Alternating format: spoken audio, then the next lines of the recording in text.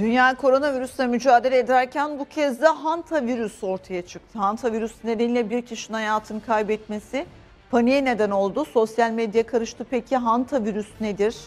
İşte cevap.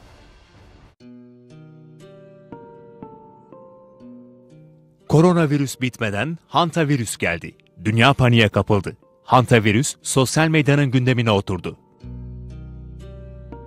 Çin'de hantavirüs tespit edilen bir kişinin hayatını kaybetmesi, ülkede yeni bir salgın mı geliyor endişesine yol açtı. Hantavirüs tespit edilen kişi, ülkenin batısındaki Yunan eyaletinden iş için yola çıktı. Shantung eyaletine gitmek istiyordu. Ancak hiçbir şey tahmin ettiği gibi gitmedi. Otobüste hayatını kaybetti. Hastanın hayatını kaybetmesi tedirginliğe yol açtı. Test yapıldı. Yapılan testte ise hantavirüs pozitif çıktı.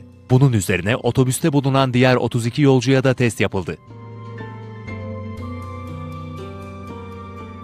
Yaşanan olayın ardından hantavirüs sosyal medyada en çok konuşulanlar arasına girdi. Twitter'da hantavirüs etiketi dünya çapında trend oldu. Hantavirüs, koronavirüsün aksine insandan insana bulaşmıyor. Yapılan araştırmalara göre bu virüsün bulaşması için kişinin bir kemirgenle ya da kemirgen dışkısıyla temas etmesi gerekiyor.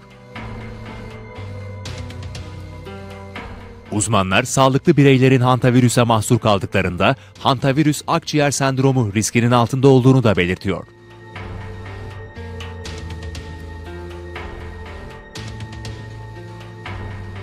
Öte yandan hantavirüsün kısa bir kuluçka süresi bulunuyor ve hastalığın semptomları 1-8 hafta arasında yaşanıyor. Yüksek ateş, yorgunluk, şiddetli ağrılar, baş dönmesi, ishal ve kusma ise hantavirüsün en yaygın görülen belirtileri arasında yer alıyor.